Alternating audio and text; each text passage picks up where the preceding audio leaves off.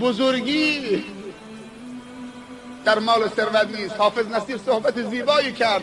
خواهرای بزرگوار، دختران من، پدرها و مادرها، همینطور که حافظ نصیر یک جمله گفت وقتی یک خواستگار سرمایه‌داری به خواستگاری دختری میاد، همه دخترها و پدر و مادرشون و همه دوستان و رفقاش اش میگن نونت تو روغنه، برد کردی، برگ برنده دست توست، خواستگار تو فلان بیلدینگ داره، خواستگار تو فلان سرمایه تو فلان بانک داره، خواستگار تو فلان مقام بلند پایه مملکته.